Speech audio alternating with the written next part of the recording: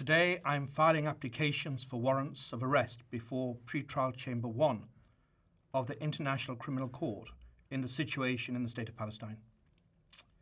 These applications are the outcome of independent investigations conducted by my office under the direction of the two principal trial lawyers standing behind me today, Brenda J. Hollis, who in addition to leading our work in the situation in Ukraine for the past couple of years, has since January also taken over leadership of the Palestine investigation, and Andrew Cayley, King's Counsel, who more recently joined the office and will be leading our work on the situation in the State of Palestine going forward. On the basis of evidence collected and examined and analysed by my office, I have reasonable grounds to believe that three senior leaders of Hamas, Yahya Sinwar, Mohammed Daif, and Ismail Haniyeh, bear criminal responsibility for the following international crimes committed on the territory of Israel and the State of Palestine from at least the 7th of October 2023. Extermination as a crime against humanity. Murder as a crime against humanity and as a war crime. The taking of hostages as a war crime. Rape and other acts of sexual violence during captivity as crimes against humanity and as war crimes. Torture during captivity as a crime against humanity and as a war crime. Other inhumane acts during captivity as a crime against humanity. Cruel treatment during captivity as a war crime. And outrages upon personal dignity during captivity as a war crime.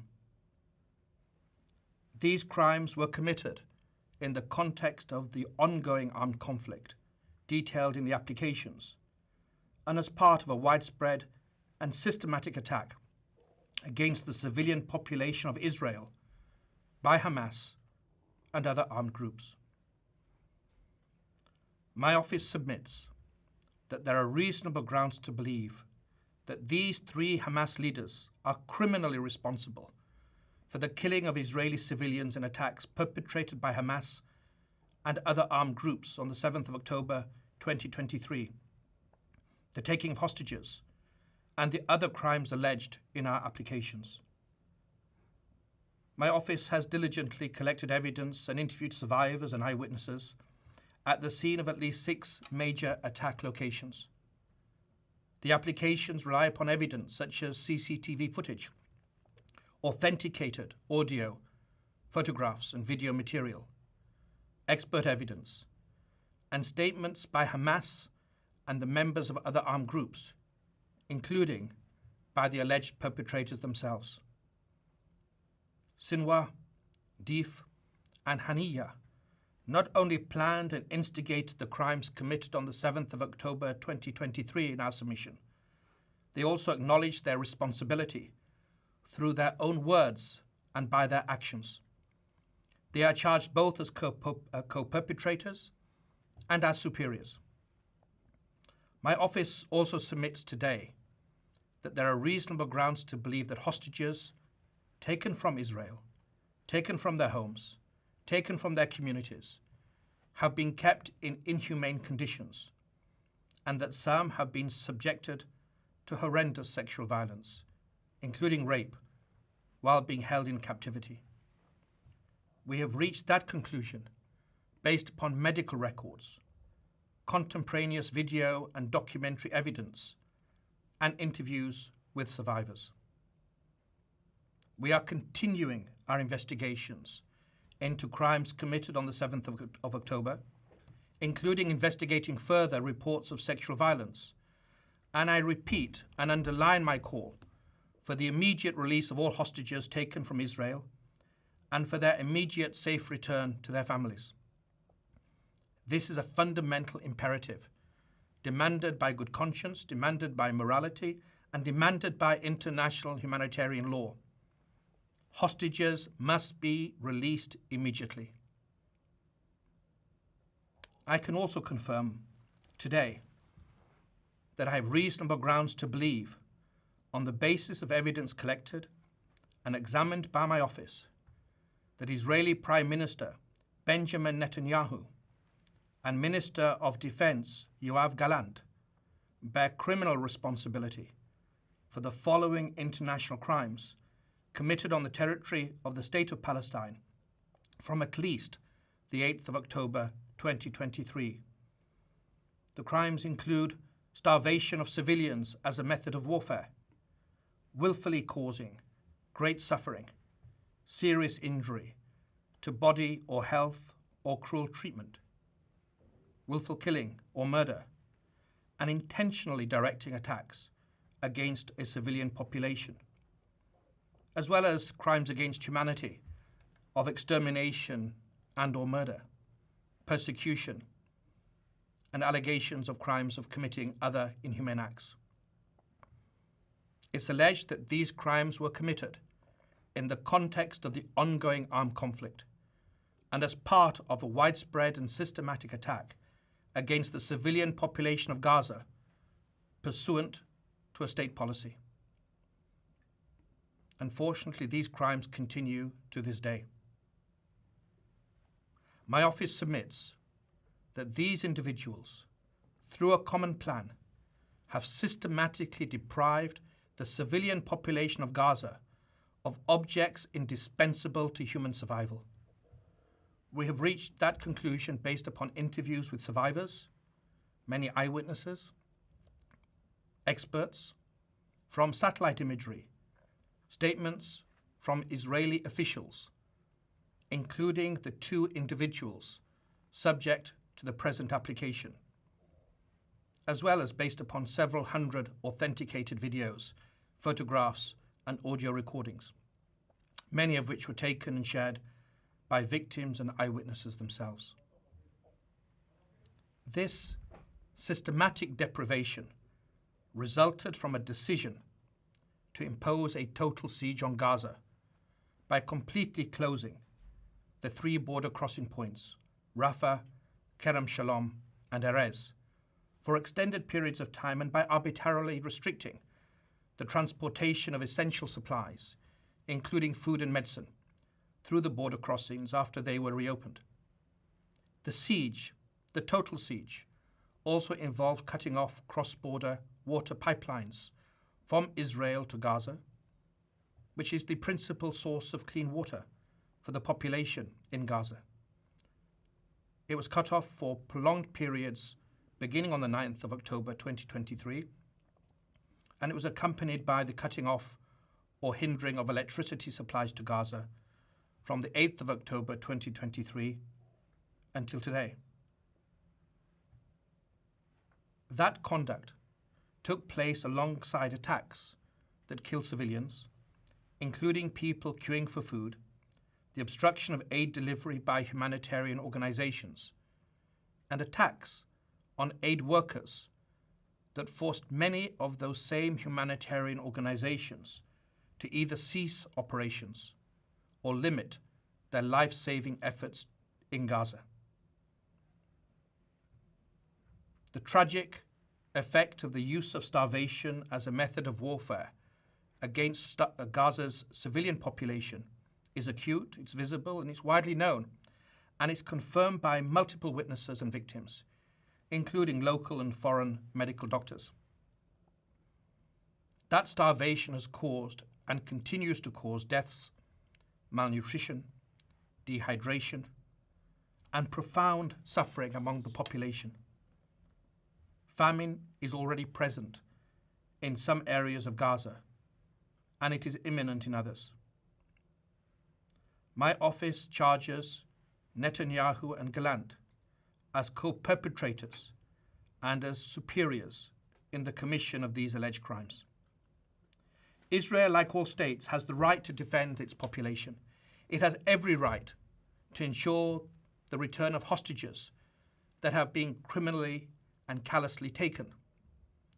Those rights, however, do not absolve Israel of its obligations to comply with international humanitarian law. Intentionally causing death, starvation, injury, and suffering to the civilian population including so very many women and children, are criminal means to achieve military and political goals. That's what we allege. As I have repeatedly underlined, since last year in Egypt, in Israel, and in Palestine, and again this year, those who do not comply with the law should not complain later when my office takes action based upon solid evidence. That day has come. Today we underline in the clearest possible fashion that international law and the laws of armed conflict apply to everyone. No foot soldier, no commander, no civilian leader, no one can act with impunity. Nothing on earth can justify willfully depriving human beings, including women and children, babies, the old and the young, of the basic necessities required for life.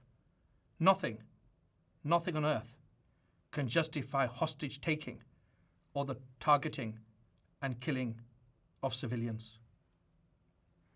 The independent judges of this International Criminal Court are the sole arbiters as to whether the necessary standard for the issuance of warrants of arrest have been met. The judges of the International Criminal Court must be now given the space to do their work and to dispassionately and objectively review the evidence that we have submitted. Should the learned judges approve my applications and issue the requested warrants, I will work closely with the registrar of the court to apprehend the named individuals. I call upon and count on all states, especially state parties to the Rome Statute, to approach this application and the subsequent judicial decision that will be rendered with the same seriousness they have shown in other situations. I also stand ready to work with non-state parties in our common pursuit of justice and accountability. It is critical in this moment that my office and all parts of the court continue to conduct our work with full independence and impartiality. And I insist that all attempts to impede, to intimidate, or to improperly influence the officials of this court cease immediately. My office will not hesitate to act pursuant to the provisions of Article 70 of the Rome Statute if such conduct continues and persists. We will also submit further applications for warrants of arrest if and when we determine, after independent and objective analysis, that the threshold of realistic prospect of conviction has been met. My office is advancing multiple and interconnected additional lines of inquiry, including concerning reports of sexual violence during the 7th of October attacks in Israel and in relation to the large-scale bombing that has caused and continues to cause so many civilian deaths and injuries and so much suffering in Gaza. I renew my call for all parties to the current conflict to comply with these basic principles of law without any further delay. I also wish to emphasize that the principle of complementarity at the heart of the Rome Statute will continue to be assessed by my office as we take action in relation to the alleged crimes and alleged perpetrators, and as we move forward with other lines of inquiry. But complementarity requires us to defer to national authorities only when they sincerely engage in independent and impartial judicial processes that do not shield suspects from accountability and which are not a sham. It requires thorough investigations at all levels, addressing the policies and actions underlying these applications. Today, I wish to underline one message very clearly. It's my strong conviction that if we do not demonstrate our willingness to apply the law equally, if it is seen as being applied selectively, we will be creating the conditions for its complete collapse.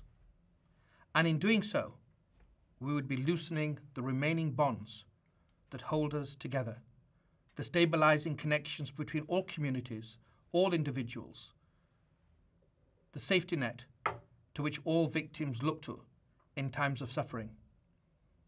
This is the true risk we face at this perilous moment. Now more than ever, we must collectively demonstrate that international humanitarian law, the foundational baseline for human conduct during conflict, applies to all individuals and applies equally across situations addressed by my office and by the court. This is how we will prove, tangibly, in real terms, for all victims, that the lives of all human beings, wherever they may be, have equal value.